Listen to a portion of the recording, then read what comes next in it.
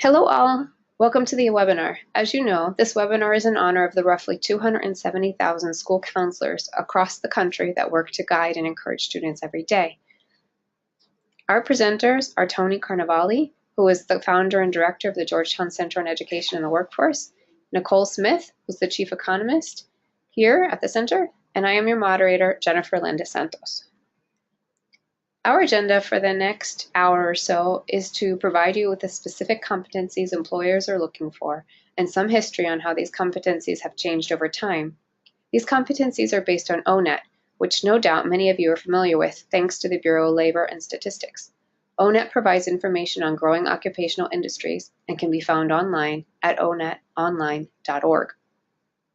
A big thank you to all of you who sent in questions beforehand. We will answer as many of them as we can throughout the presentation.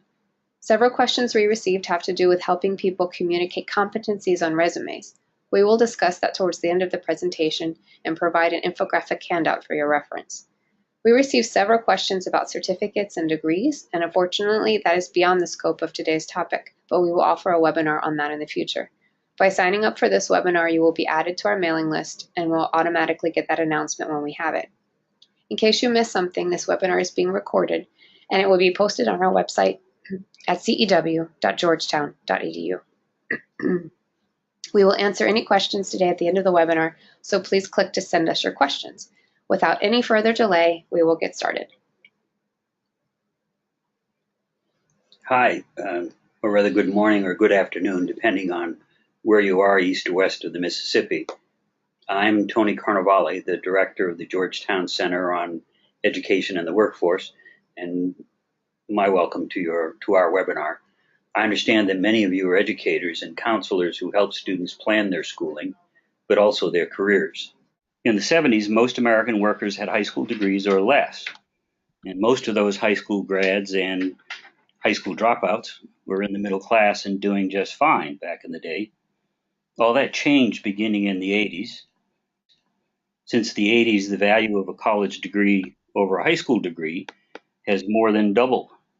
What is most remarkable of all is that the average wage advantages for college workers over high school workers has doubled, even though the number of college graduates has quadrupled. So supply has increased, but demand has increased even faster than supply, which is a remarkable fact in economics, given the basic laws of supply and demand. Why did this happen? How did it actually happen? There are several reasons commonly given.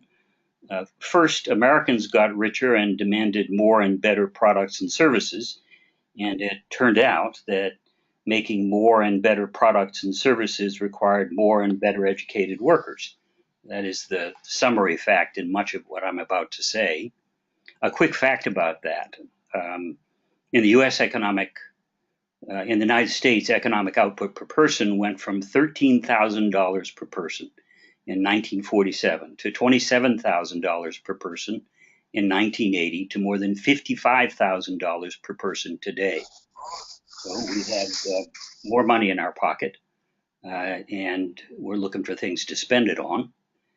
Goods consumption per person, that is cars and food and the sorts of things that are tangible, has almost quadrupled increased by more than 4 times in our family budgets.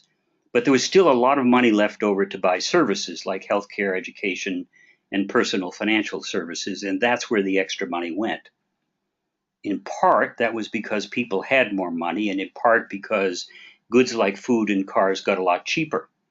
Productivity in goods manufacturing, whether it was food or fishing or lumber or mining or manufacturing, rose dramatically. Compared to the early 80s, we now make 3 times as many goods in the United States with the same number of workers. So productivity increased remarkably and freed up a lot of wealth to buy both more stuff and more services.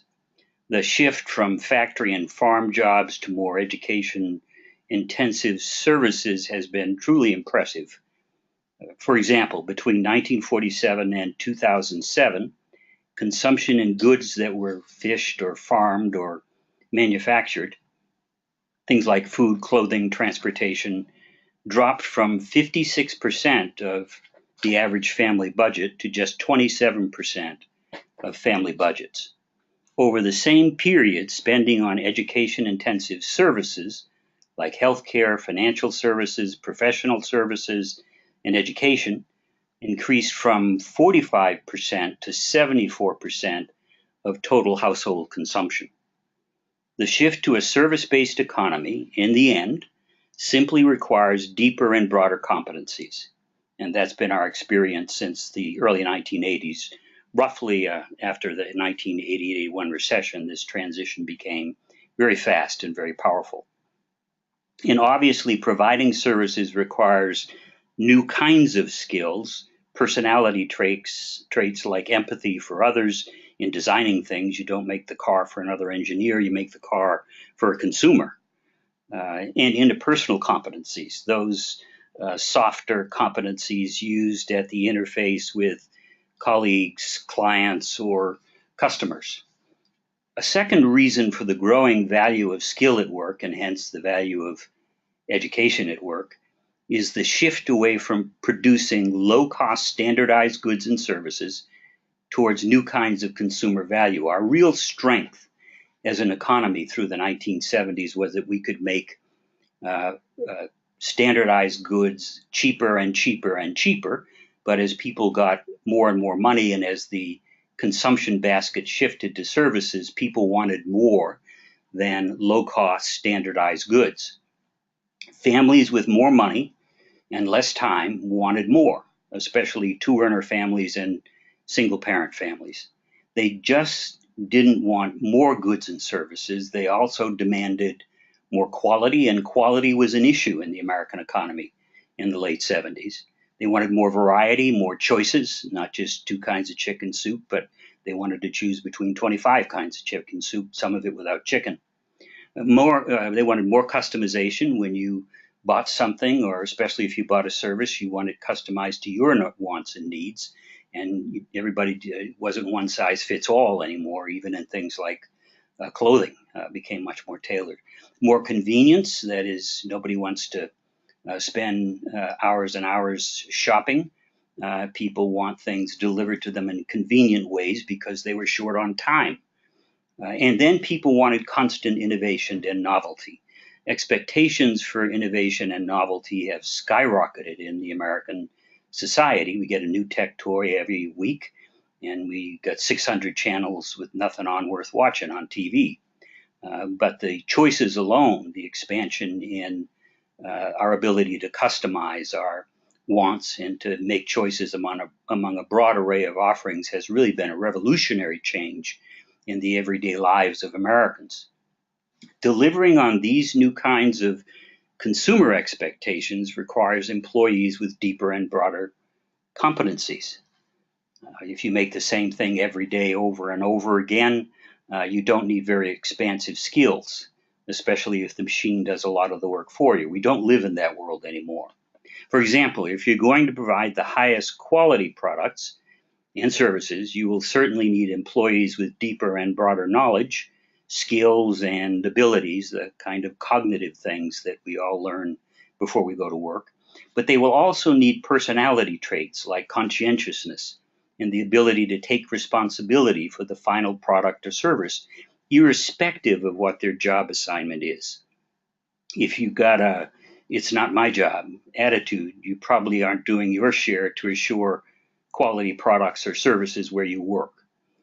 The increasing demand for more variety and customization, and another one of the new standards for outcomes in the economy, also requires more problem-solving skills. Every customer is a new problem to solve. You tailor goods and services to individual clients or to small groups of customers. And then the competition for constant innovation demands very robust skills and the development of basic abilities like creativity and the urge to innovate, things that are very hard to measure in people still.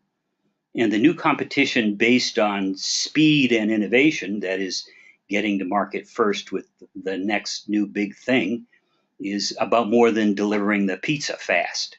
The early bird who wins market share in the 21st century economy has to have a workforce capable of getting innovation off the drawing board and into the hands of customers faster than anybody else. And meeting all these new standards requires employees who have personal interests and work values consistent with the mission of their occupation and industry. You just can't go to work anymore, punch the clock, and put in your time on the job. It's not enough. You aren't likely to be very good at what you do in the modern economy if you're not personally interested in your work, or if you don't personally commit to contributing the kind of value your work is supposed to deliver. It's not about showing up and putting in your time anymore. So the third reason education became more important at work is because these new kinds of value added increase the educational ingredients in every production recipe, from food to cars to education to healthcare. In every industry, more education was required to deliver something more than standardized goods and services, something that provided quality, variety, customization, convenience, persistent innovation, and so on. Take farming, for example. Farming is not the most education-intensive occupation and never has been. It's one of the least intensive education occupations, but today farmers account for only 5% of the value added in food production. Most of the value added in food now comes from the highly educated bankers, insurance firms, advertisers, designer, and other business services involved in getting food from the global farming community with all its variety to the supermarket shelf, to restaurants and the kitchen table with quality, variety, customization, convenience, and a certain amount of novelty as well. It simply takes more complicated the tasks involved in moving from initial production to customer. It just takes a lot more diverse worker skills, more diverse workers, and much higher level skills and a broader array of skills. The fourth reason education became more valuable is technology change, the one we hear most about. And for the most part, we're talking about computer-based technology. Computer-based technology automates repetitive tasks. Technology has always done that. It's always automated tasks. But in the modern environment, it automates those tasks and leaves more difficult, non-repetitive tasks in higher levels of human interaction, because the machine's doing the work and you're spending most of your time working with other people to exploit the machine and add these new kinds of qualitative values, variety, customization, convenience, and so on. That's what the people deliver. And their ability to, at the interface with the machine and at the interface with their coworkers and customers and clients, to do that simply takes both more robust skills and a broader set of skills. The fifth reason education became more valuable on the job is that the organization of work has also changed in ways that deepen and broaden skill requirements. The new information-based and flexible technologies result in organizations that are more team-based or networked. In networked environments, work becomes more of a collective activity conducted by groups of people with higher levels of technical and soft skills. So, having said all that, let me conclude with a quick attempt at a thumbnail sketch of modern work competencies. Industrial psychologists divide these so-called 21st century competencies into 6 work-based domains, which mix variously depending on which occupation you're talking about. There are 3 cognitive domains: knowledge, skills, and abilities, and 3 non-cognitive domains: work interests, work values, and personality. And every job includes a certain mix, a recipe of these different kinds of skill. The first major category is competencies. Knowledge is key in almost every occupation, in every profession, and it comes in several flavors. First, there are the basic academic kinds of knowledge, numeracy and verbal competencies that people tend to get in K-12 education at relatively low levels. That is, you don't need calculus for most jobs in America, or even algebra 2, but you need to be numerate. Second, there are more specific and applied competencies that people tend to get started with in their college majors or primary fields of study in some post-secondary institution, and then to sharpen them over the next 40 to 50 years on the job. In the education world, that can mean a STEM or a business degree in a four-year college, or a two-year associate's degree in computer science, or a one-year certificate in heating, ventilation, and air conditioning, or an industry certification from Microsoft or Cisco, or a crane operator's state certification or license. The second major category of work-based competencies are skills. Skills are the knack for taking what you know and making it useful. Skills are competencies that use the knowledge you have to create new knowledge or promote further learning and innovation. Skills tend to be divided into a variety of categories, from basic skills like reading at work comprehension, active listening, to information processing skills that allow you to think critically and to use information on the job, and then the one that gets talked about most, problem-solving skills that involve the identification of problems, finding relevant information, evaluating options, and settling on solutions. The third major category of work-based competencies are abilities. Abilities tend to be defined as enduring talents like creativity, innovation, and reasoning ability, which in the literature we know are about 60% developed and 40% inherited from your parents and in your DNA, essentially. In addition to the cognitive competencies, knowledge, skills, and abilities, there are also competencies that are more personal. There are work styles, which are personal characteristics that define the way people approach work tasks. Creativity, leadership, analytical thinking, attention to detail, social orientation, and a variety of other work styles measured by industrial psychologists. There are work values. They're the personal kinds of satisfaction people look for at work. If your work doesn't produce the kind of personal value you're looking for, we know from research that you won't be good at what you do. People look for different kinds of satisfaction on the job. They want recognition or achievement or good working conditions, security, advancement, social status, and compensation are all work values, and they mix differently in each of us and in each and every job. Work interests are the tasks and activities at work that satisfy individual curiosity and hold people's attention. Interests are often classified as technical and scientific, the kind of interest an engineer or scientist has, artistic, investigative, people who like to figure things out and solve problems, not necessarily technically, social value, the urge to be interacting with others and serving others at work, enterprising, that is being entrepreneurial, essentially. And then finally, personality is also important at work. The most important personality traits is conscientiousness. It's the one that gets talked about the most in the popular literature on grit and so on. But there's also other measurable personality traits that affect work by occupation: our openness to experience, agreeableness, and emotional stability. Having given a basic sketch of the relationship between work and skill and education, now let me turn the webinar over to Nicole Smith, our chief economist. Okay, and Nicole, before you get started, I just want to say we've gotten a lot of questions about the handout that we're going to provide. And please, we will send out a chat here in a moment with a link for it, and we'll also email it to you at the end of the webinar.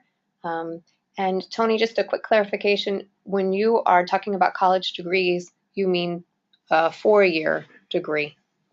Yeah, the world of credentialing is now an explosion of different kinds of credentials. It's really become a Tower of Babel. I mean, there are degrees, there are certificates, there are industry-based certifications. Degrees are 4-year and 2-year. They're everything from badges to credit for work experience and so on. It's one of the issues we face, is how we credential skill nowadays. And we're going to have another webinar about that in the future to go more into that topic. But we just wanted to clarify that we were talking about 4 years. So Nicole, thank you very much. So good day, everyone. I'm Nicole Smith, and I also work at the center. I'm an economist. And we've spent some time I guess, evaluating the impact of skill. So I'm very happy that you've chosen to participate in this webinar today, and thank you really for your questions.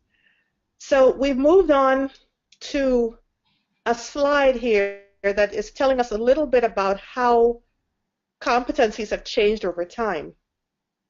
And I think one of the first things we want to say is, if you look at the axis below, what we've actually done is we've tried to show, from the 1800s forward to to the 21st century, just exactly how we've used different competencies over time, and the extent to which some competencies have declined in importance and some have increased in importance.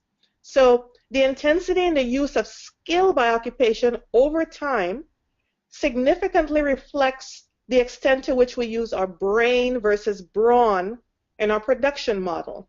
So if we take a look at this first chart here on competencies over time, this chart consists of mechanical skills. So what is the extent to which we use mechanical skills and brawn and physical skills, where it's important for you to be strong and sometimes pick things up and lift things up? And some examples we have here are operations and control, equipment maintenance, operations, monitoring. These types of mechanical skills have become so concentrated and specialized to particular occupations that no one person or no one individual is required to do it on your own anymore. So if you have, an HVAC system or a plumbing system in your house, each person doesn't actually need to know to do that anymore, the way, farmers of yesteryear had to understand how to fix things on their own. That type of work can be outsourced to a specialist, a repairman, a plumber, a technician. When you look closely at the slides, you would notice that near vision seems to be at the top of all of the other competencies we're discussing. And near vision is very interesting. It's a little bit of an outlier, so we wanted to pull it out to discuss. In the past, near vision might have been important for the craft industry. So if you think of the industrialization of the Americas, near vision might have been important for seamstresses and craftsmen, but today you need it for computing. So if you look at the way near vision starts to increase in intensity and in the number of occupations that need it, there was a little bit of a bump around the 1980s, I think, which is the advent of computing. After that, we still need near vision more than any of the other types of mechanical skills that we've defined here. So near vision remains one of the most significant skills across all occupations and across time. Okay, so I want you to contrast this particular slide to the previous. So the previous slide, we had a lot of downward movement in the competencies.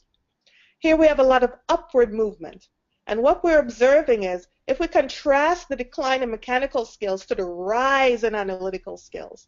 So you'd often hear people speak of these quote-unquote soft skills, and I'd have to say those, whenever I use soft skills, is always much to the chagrin of experts in the field. So the transition of the U.S. economy from agriculture to manufacturing to industries to services based on information and technological age has cemented the role of analytical skills, particularly as they relate to computing occupations. They are a necessary component of almost all occupations. And when you think of these soft skills or these analytical skills, any type of occupation that requires interaction with consumers, so some type of human interaction or interaction with a client, requires that you have that type of finesse to deal with an individual. Soft skills is a term which sometimes we talk about the emotional intelligence. So it's your ability to understand, to emulate a person's feelings, to be able to transmit exactly what's going on, to understand what they're going through, and to provide a service that they're satisfied with so that your clients can come back later on. So some of the examples in this particular chart of these skills include active listening, critical thinking, reading comprehension, complex problem solving, judgment, and decision making. So it all requires the individual to have some type of understanding of exactly when to apply certain types of skills. So it's almost a second level over knowledge. It's when do you apply this? How do you know it's necessary? How do I take the information that's given to me, process that information, and then create a solution for your client? So there's a high level of analytical skills required across many occupations over time. So let's move to the next slide. And this particular slide, what we've done here is rather than look at the changing requirements of competencies over time starting with the 1800s, we take a look at today. So we actually look at today's jobs, all of the occupations in the economy, and if you are to believe ONET, we can estimate that there are roughly about 1,000 jobs defined by the standard occupational codes. So we take all of these jobs today and we try to determine what's the intensity of skills at one point in time.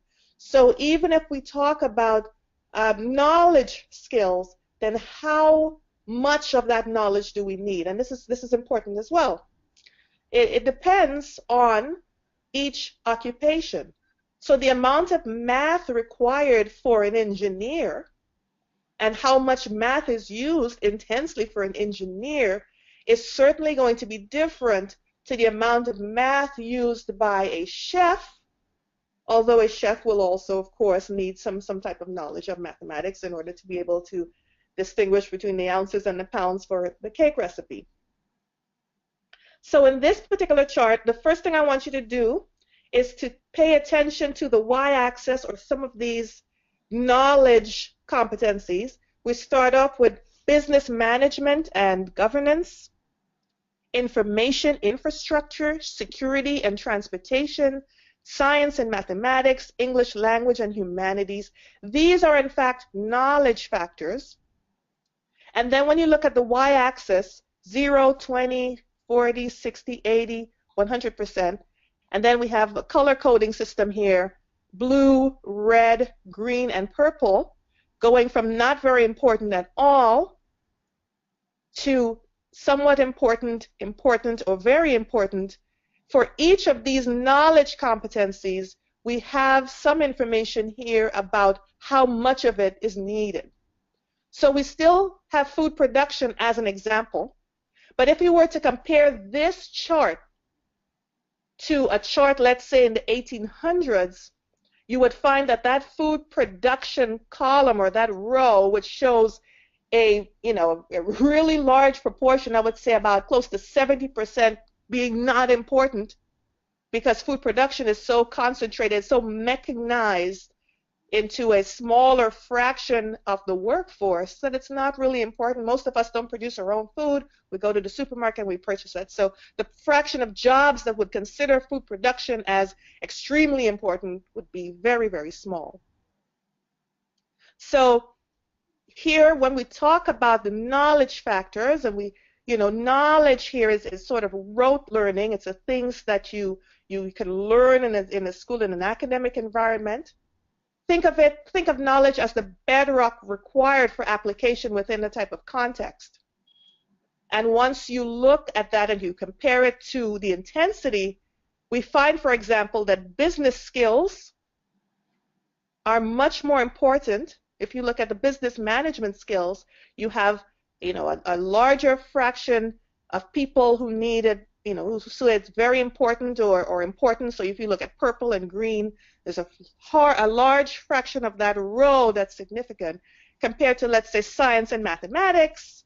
The green and the purple aren't as significant in science and mathematics. It just cements a point that Tony mentioned earlier, that Algebra 2 and calculus, as much as we emphasize it in high school, when you start looking at occupations across the economy and the extent to which occupations require you to use these competencies, we find that they're not as significant even in many of these high-paying occupations. So let's move on to the next slide. The very first slide we spoke about knowledge skills. Now we move on to analytical and social skills.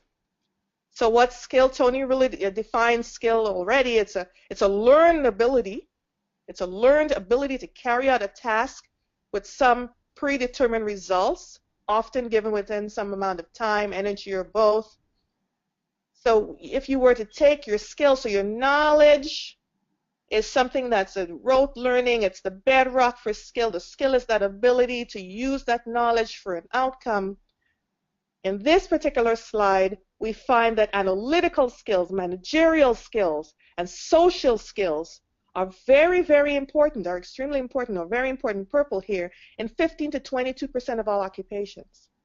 So many of these occupations are, in fact, requiring, managerial skills, analytical skills, social skills, as a very important component. And in fact, if it's not very important, it is important. So if you were to look at the green and purple for analytical, managerial, and social, you'll find that if we define important and very important these skills, it's over 80%, definitely 80 to 90% of all occupations. So these skills are highly valued, are very important in today's economy. We move on to the next slide. So we started off with knowledge, we move to skills, and finally we come to ability. And again, I started off by telling you my name is Nicole Smith and I'm an economist. So I'm begging off to let you know I'm not a sociologist. So when it comes to these definitions, we rely on the sociologists for these definitions. We assume that this is what they spend all this time doing, that they're true. Sociologists have said, look, if you were to look at ability, about 60% of it's developed, about 40% inherited, so that 40% is genetically predetermined characteristics that affect movement, performance, agility, coordination, strength, flexibility. In fact, we've had this conversation about the difference between, tacit knowledge and transferable knowledge. That innate thing, your tacit knowledge, which you might not be able to transfer to someone else, but you sort of know how you do it. What you understand about your body and your abilities, your own personal abilities, you might be able to utilize that, but you are not able to transfer that knowledge to someone else or tell somebody explicitly how they can do something exactly the way you do it. It's almost instinct. Here we're talking about this type of ability, which to a large extent there's some personality involved here by birth, innate. These abilities here are cognitive, reasoning, perceptual, vision, mathematical, psychomotor, physical, rate of responsiveness, and sensory. Of all of these, cognitive and reasoning ability have the greatest proportion of jobs which say that those two abilities, you need them intensely or they're very important for you to be successful on the job. So here in slides, the last 3 slides, we looked at knowledge, skills, and ability at one point in time, one particular cross-section of the economy, that's the economy today, and we find if I were to just summarize, maybe just the top 2 or top 3, business management, information infrastructure, which really relates to the computer industry, analytical, managerial skill, cognitive ability, and reasoning ability, you find that almost 3/4 of all of the top competencies, the KSAs, the knowledge, skills, and abilities I mentioned, over 3/4 of the top competencies are these soft skills, are these skills that require you to be perceptive about your environment, are these skills that require you to utilize your social capital to be successful in the workplace. Let's move on to the next slide. This slide, again, is just, I guess, a recap of one of the 3 we had done in the past of looking over time. This slide is a slide on cognitive abilities. So it's just you take cognitive abilities, which we said was one of the most important ability, and we are dividing that across time. We We like speaking of cognitive abilities, and we show how they've changed. And this gives us an opportunity to say that the non-cognitive can condition the cognitive. And some of the non-cognitive competencies are the ones that Tony spoke about earlier, personality competencies, such as openness, your conscientiousness, the extent to which you stick to a task till the end, your ability to be a leader, your leadership skills, your extroversion, would you put your hand up in class and ask a question if you don't understand, your agreeableness, the extent to which you have a personality that welcomes people to ask you questions or welcome your particular question. All of these types of personality traits allow us to maneuver within this economy, allow us to maneuver in the classroom, to be successful in the classroom, and then extend that success in our choices, our decisions about the majors we choose, and then the decisions about the occupations we choose. So in this case, we looked at the types of competencies that have changed over time. We have oral comprehension, speech recognition, oral expression, written comprehension, speech clarity, written expression. We see how many of these cognitive abilities really require us to be competent in our speaking and writing and reasoning and communication of our ideas. And this is something that, many engineers, for example, discovered early on, that it's not sufficient to be the smartest person in the class who could solve the third-order differential equation quickly, but it's also important to be able to communicate that information to management so that management can actually buy or process the types of things needed for you to be successful at your job. So we found that because there's this perception that a lot of engineers, for example, were not very competent in some of these cognitive abilities that we're just talking about here, written expression and clarity of ideas and fluency of ideas, that the MBA program was developed to sort of give engineers a little bit of business acumen so that they can, increase their connection and their connectivity between their theoretical knowledge of engineering and the practical knowledge of running the business so that they can understand how to improve outcomes.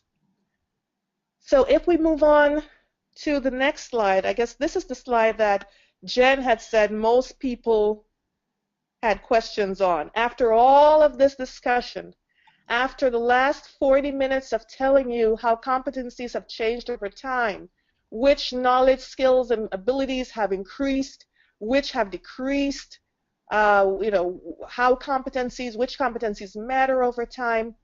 If you had to advise your students, what do you say? What do you put on a resume? And the following slide, slide 13, is our way of answering this question. Let me give you a little bit of background information. ONET, which many of you have used, is an extremely valuable tool. It's an extremely valuable resource. I can't emphasize that enough. And in fact, what I would recommend oftentimes is for any student who has an interest in a particular occupation that you might want to go to that occupation in ONET and discuss and observe what are the knowledge, skills, abilities, values, interests associated and personality associated with that particular occupation. Because that gives the student an opportunity to see not only whether those occupation competencies mesh with your own personal competencies, but it also gives the student an opportunity to look at the extent to which those particular competencies also relay information on the education required for that job. So you need to know, do I need a bachelor's degree? Do I need an associate's degree? Do I need a master's degree for that particular job in order to earn a particular salary?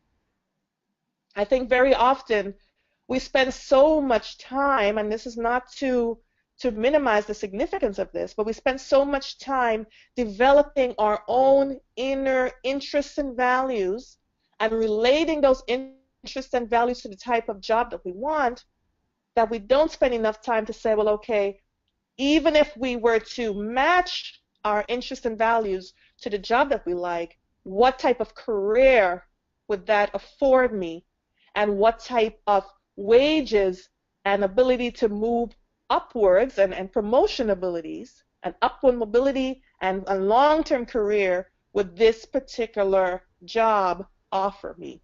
So ONET can actually give you all of those, answer all of those questions. And in fact, once you identify your own personal competencies or your own personal interests and values through the RIASEC or Holland codes, there are various Holland code / SOC occupation crosswalks that can tell you if your interests are realistic and investigative, which occupations are you best suited to?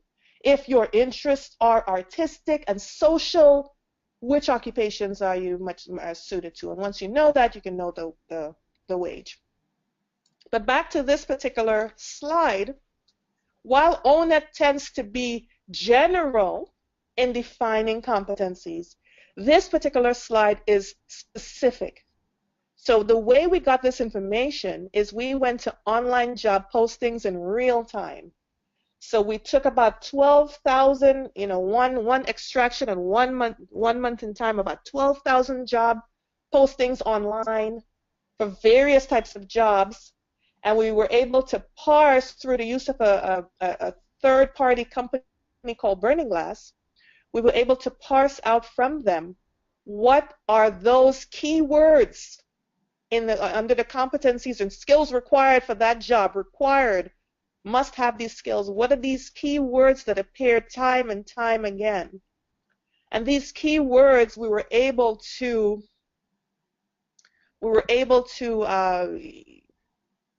look at the frequency of appearance of these words and then give you those that appeared most often. So here we go. Under foundational skills, analytical, budgeting, building effective relationships, communication, computer, customer service, detail-oriented, English language, leadership, meeting deadlines and multitasking, organizational skills, planning, presentation, problem solving, project management, quality assurance and control. Are you a self-starter? Do you work well in teams? Are you able to supervise? Time management and writing skills. So these are the foundation skills that appeared most often in the largest subset of all jobs across the economy. The specialized skills were in data entry, math, some amount of inspection, repair, spreadsheets, decision-making, scheduling, and then we had specific software skills that appeared most often in Microsoft Office, Excel, Microsoft PowerPoint. There's a few other reports that we've looked at and other types of research that we've done that's not in this webinar, and we didn't really provide you with those slides, that not only told you about the competencies or that appeared most frequently, it also told you specifically about those that were associated with the highest wages. So we've done that before. So for example, under software skills where you see Microsoft Office, Microsoft Excel, Microsoft PowerPoint, once we identified the highest wages under those software skills, you would specifically see things like computer programming, knowledge of SAS as the types of skills or software skills that pay the ones that offer the most amount of money. So, I think if we were to look at these skills that employers want, many of them that we've identified as foundational skills and even a few data entry skills can really be subsumed under software skills. So there are a few of them that are, that are computer oriented, and that really reflects the amount of time most jobs require an individual to be computer literate and to maybe even use a computer in the most basic of tasks now. It's just ubiquitous in most jobs. So this really ends my presentation, and thank you for your time. And I'm going to turn it over to Jen, who's going to look at some of the questions and we'll try to answer them. Thank you so much, Nicole. One of the questions that we had come in is for Tony. Can you please discuss quantitative and analytical skills, how to best demonstrate them, and the evolving necessity for mathematics beyond AP Calculus, BC in high school at selective STEM schools? One of the difficulties that we find in the data, and we've done a fair amount of work on this actually over many years, is that, first of all, there doesn't seem to be much of a relationship between the standard high school curriculum that has emerged in the last 30, 35 years and either what people do in college majors or what they do in the workplace. That's just a hard fact. That is, the correlations just aren't there. One of the places where it seems to matter the most is in mathematics. That is, we find, and others have found, there's a lot of research on this, that really the marker is Algebra 2. That is, the point at which mathematics begins to become unnecessary for college work, or most college work. Obviously, you're going to take Algebra 2 if you're going to be an engineer. But if you look at the vast majority of majors, and then you look even further beyond that to what people do in the job, you find out that no more than 15 to 20% of jobs at a maximum require Algebra 2, and a much smaller number require calculus. So there's a basic lack of fit, really.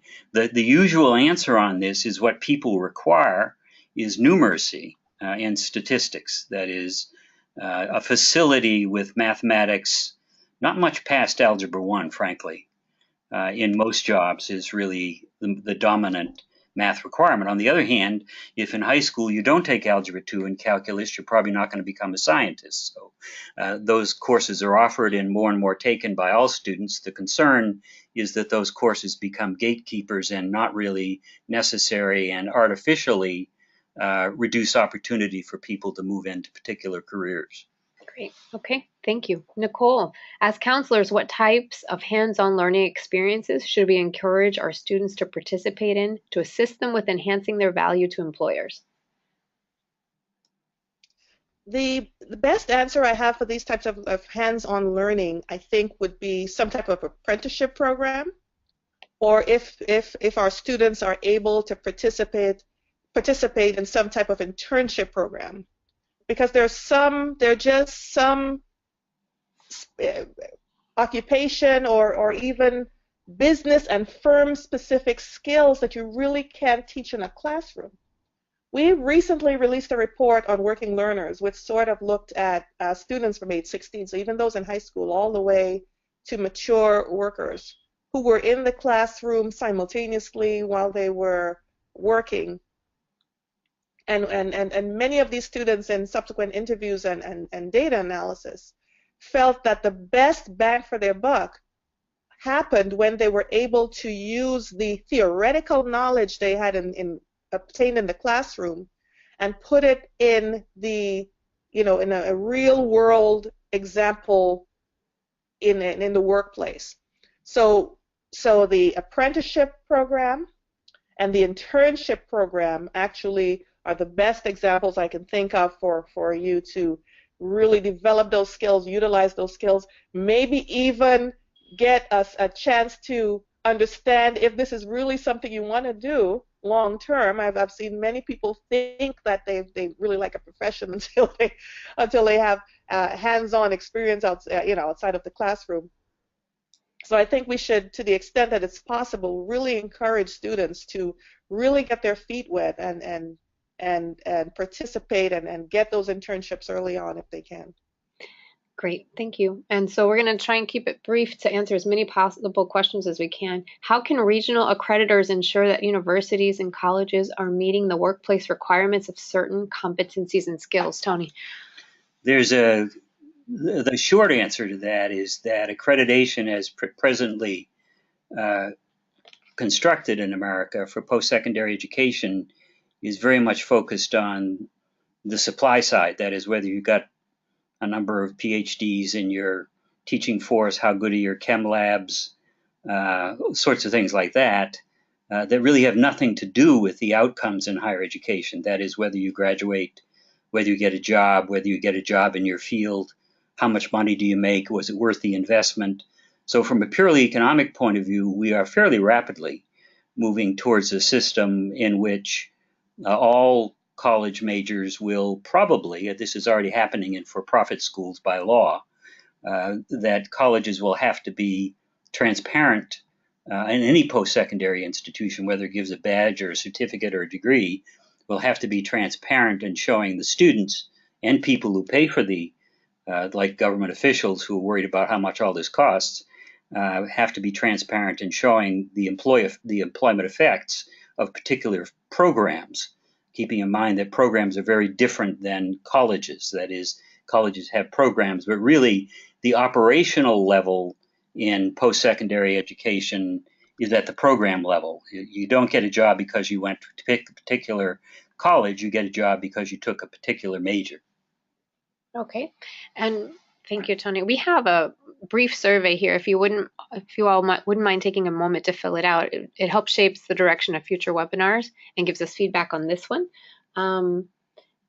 Nicole, do some of the desired competencies? Let's see. How does competency-based education or competency-based learning fit into all of this? I think competency-based education is exactly right for all of this, and it's probably one of the most successful models, which focuses on, deciding on which competencies are required for a particular occupation, and making sure that the individual masters that competency before they move on to the next level. So once we've identified exactly which types of competencies are required for the job, and it's not just those soft skills and abilities, but it's also those knowledge-based competencies, then there are many institutions that specialize, Western Governor is an example, institutions that specialize in teaching students one competency at a time, and then they put their money where their mouth is by also registering how much these students make when they graduate. Okay. Thank you all for joining us again today. We have a few more questions here. How do applicants ages 18 to 22 address these areas that are so important to manufacturers? Tony. Well, one of the effects in the long-term economic change we've seen since the early 80s is that productivity in manufacturing went sky high, which provided a lot of wealth for us to spend on other things.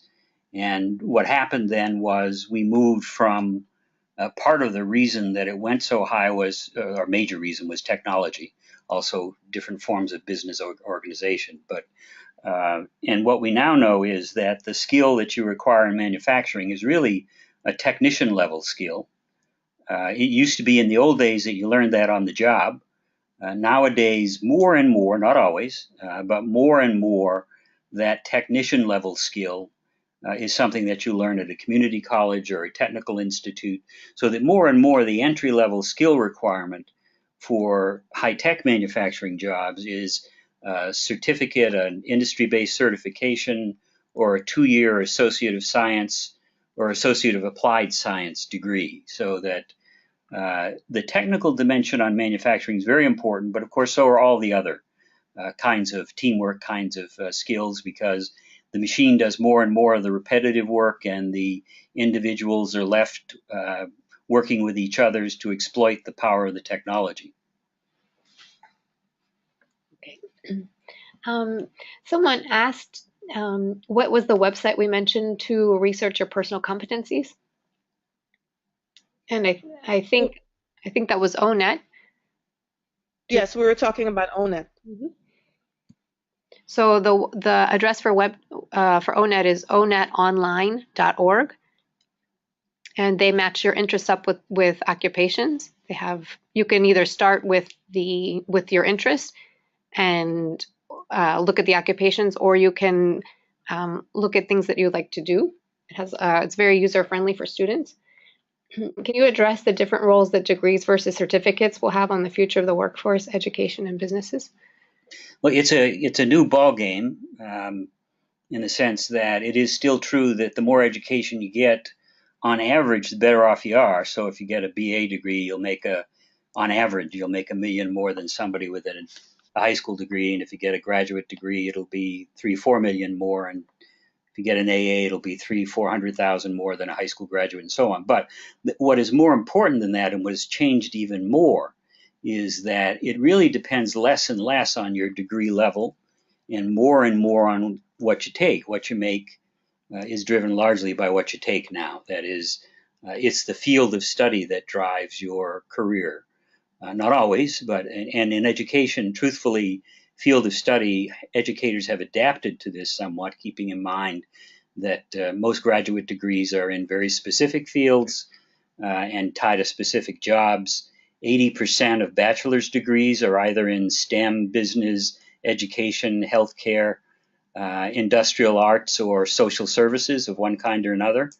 And then apart from the general AA, which is a transfer degree to four-year schools, about half of AAs are in specific fields, and most certificates are.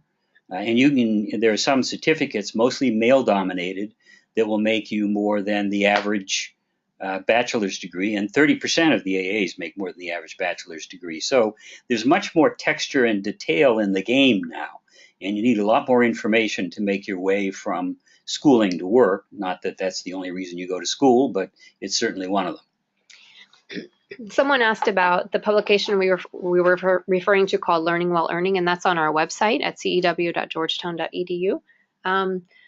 Please expand on the role of counselors and advisors in mitigating this shift at the school level and the kind of intervention school districts can develop to prepare school staff. I think at the moment, the reality in the relationship between education, especially post-secondary education after high school, and its relationship with the economy is that change is way out ahead of our ability to cope with it. We're not really doing that. I mean, there are some obvious things that need to be done. That is, counseling is key in this, and it's a huge problem, as many of you know, because the American public doesn't want to pay for counseling. So counseling is in post-secondary institutions is not very good. It couldn't be, because there really are no data systems available that are in any used in any substantial way, with a number of exceptions, that allow people to figure out what their coursework has to do with a career. And in high school, counseling is mostly about handling social issues and figuring out which college to go to. So the relationship between the economy and education has become much stronger since the 1980s. And we really haven't adapted to that. I suspect it will take us a good 20, 30 more years to do that in a highly textured way.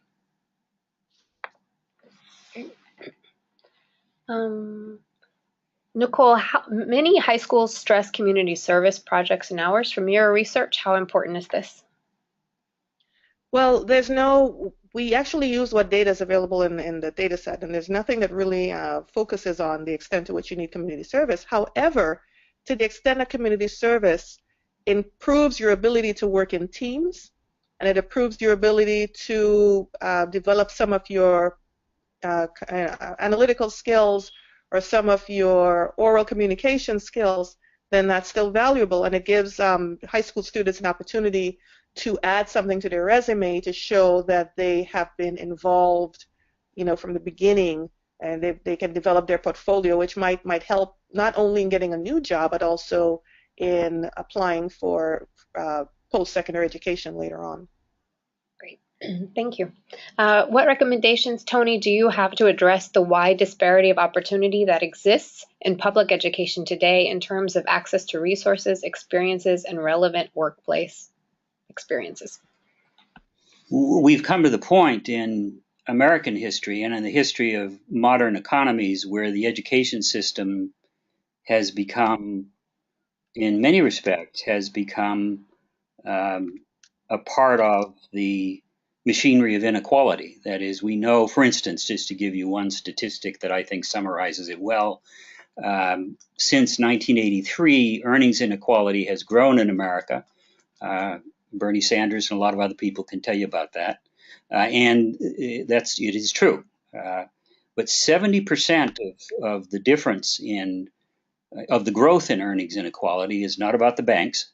It's about education. That is, the differences in economic returns to fields of study and education account for 70% of the increase in earnings inequality in America. It may be that the top 1% are running out of control, depending on how you look at that. But for the 99%, the rest of us, what really drives earning inequality is access to education with labor market value. So we are in the end, it forces us to deal with the fact that however difficult it is, education really has to be the solution, unless we're simply going to divide up the money among us, irrespective of who gets which job. And that's not a popular idea at the moment anyway. So that, I think you people are the people on the front lines of all this. It's not going to be easy. It takes a long time to develop a successful worker, but it is a work that is fundamental to the American ideal. That is, we have a capitalist economy that guarantees people will get different jobs, make different money, be born into different checking accounts and all the rest of that. But education is our principal guarantee that somehow or other we'll all be sort of equal, at least in our opportunity for a chance at stability and earnings advancement. Okay. Well, we have gone way over, and thank you for your attention and for your questions and your participation. We have one more question about that we will answer real quick. To what extent do you believe that software coding is a skill all or most students should learn?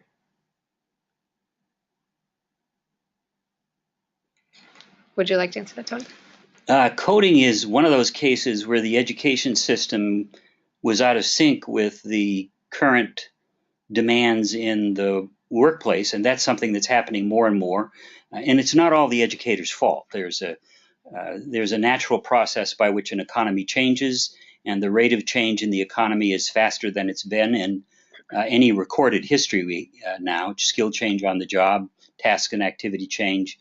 So the economy is running a lot faster than the education system can keep up. So that means that we're going to continue to have these slips. That is, we're going to have spot shortages all over the place. Coding was one of those.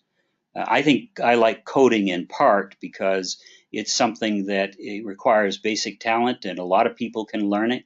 And it is a doorway into computer literacy that can lead to even better jobs, especially with broader training. It's a natural for kind of hands-on learning that can lead to further learning. Well, great. Thank you very much, Nicole. Any last comments? One last comment I'd like to make is something that someone had asked a little bit earlier about the different roles between degrees and certificates. I think especially as it pertains to counseling different socioeconomic groups. So if we're looking at low income, or if we're looking to counsel women, or we need to pay specific attention to the types of majors or the types of interests that a lot of our female students are often channeled into, and for whatever reason, whether it's traditional reason, sociological reason that they might have this particular interest. And as counselors, we should really focus on what are the long-term implications of their decisions, and also focus on the differences. Not only, if we want people to look at certificates or certifications, especially for women, which ones matter, because there are certain types of certificates that pay more than a BA on average, or certain certificates that even pay more than an AA. So there's a lot of context to this that we should be aware of. We don't necessarily embrace the model of go to college and get a degree, but we care about the type and the quality and the type of degree you get later on and what you can do with it. Well, thank you all so much for joining us today. And again, we'll have further discussion on the topic of degrees and certificates, and we look forward to keeping in touch. Take good care.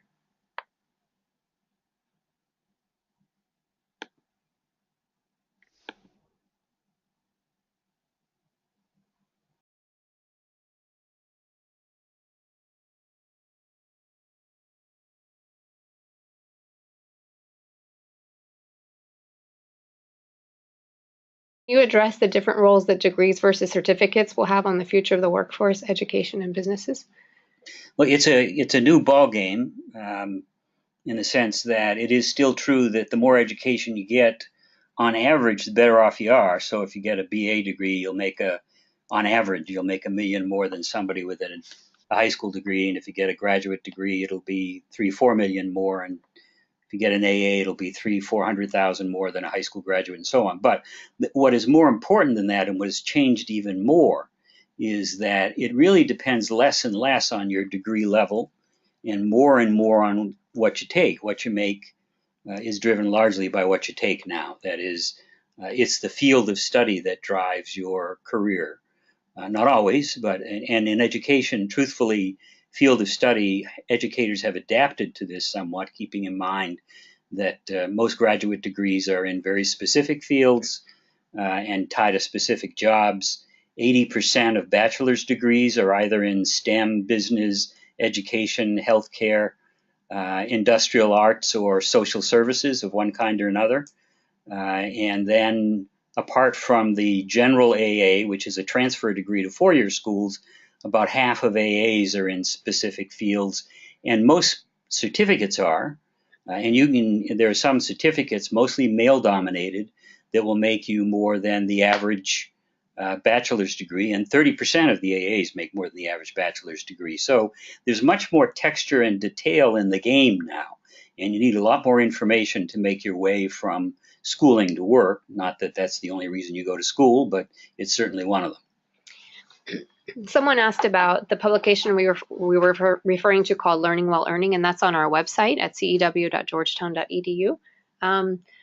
Please expand on the role of counselors and advisors in mitigating this shift at the school level and the kind of intervention school districts can develop to prepare school staff. I think at the moment, the reality in the relationship between education, especially post-secondary education, education after high school, and its relationship with the economy is that change is way out ahead of our ability to cope with it. We're not really doing that. I mean, there are some obvious things that need to be done. That is, counseling is key in this, and it's a huge problem, as many of you know, because the American public doesn't want to pay for counseling. So counseling is in post-secondary institutions is not very good. It couldn't be because there really are no data systems available that are in any used in any substantial way, with a number of exceptions, that allow people to figure out what their coursework has to do with a career. And in high school, counseling is mostly about handling social issues and figuring out which college to go to. So the relationship between the economy and education has become much stronger since the 1980s. And we really haven't adapted to that. I suspect it will take us a good 20, 30 more years to do that in a highly textured way.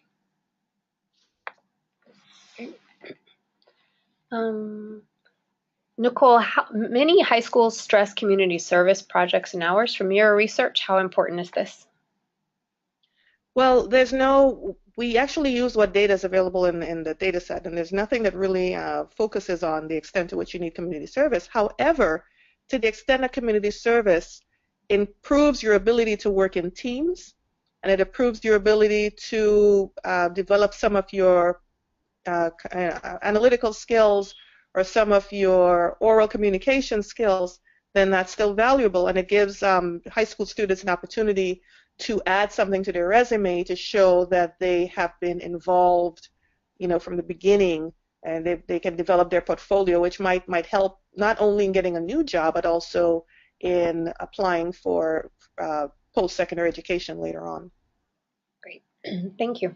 What recommendations, Tony, do you have to address the wide disparity of opportunity that exists in public education today in terms of access to resources, experiences, and relevant workplace experiences?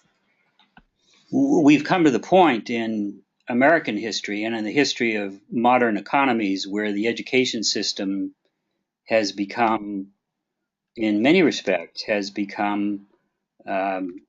part of the machinery of inequality. That is, we know, for instance, just to give you one statistic that I think summarizes it well, since 1983, earnings inequality has grown in America.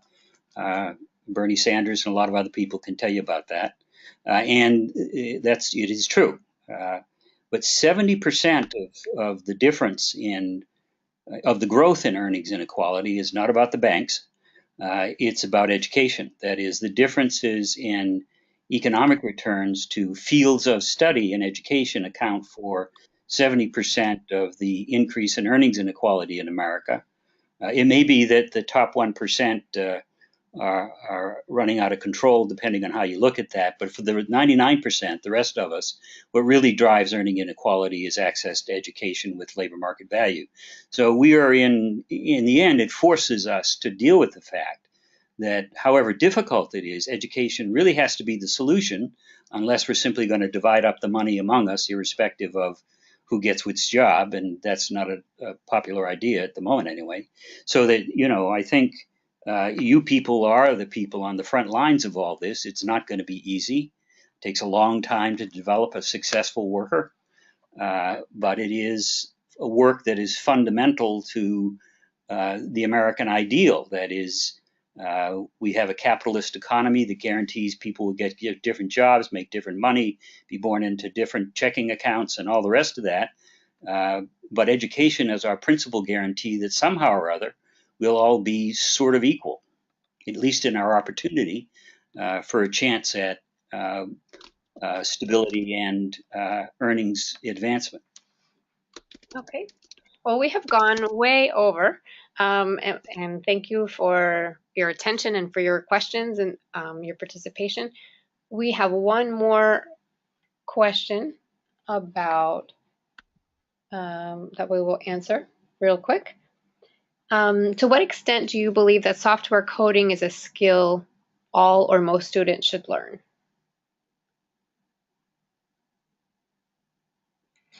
Would you like to answer that, Tony? Coding is one of those cases where the education system was out of sync with the current demands in the workplace, and that's something that's happening more and more. And it's not all the educator's fault. There's a natural process by which an economy changes, and the rate of change in the economy is faster than it's been in any recorded history now. Skill change on the job, task and activity change. So the economy is running a lot faster than the education system can keep up. So that means that we're going to continue to have these slips. That is, we're going to have spot shortages all over the place. Coding was one of those. I think I like coding in part because it's something that it requires basic talent, and a lot of people can learn it. And it is a doorway into computer literacy that can lead to even better jobs, especially with broader training. It's a natural for kind of hands-on learning that can lead to further learning. Well, great. Thank you very much, Nicole. Any last comments? One last comment I'd like to make is something that someone had asked a little bit earlier about the different roles between degrees and certificates.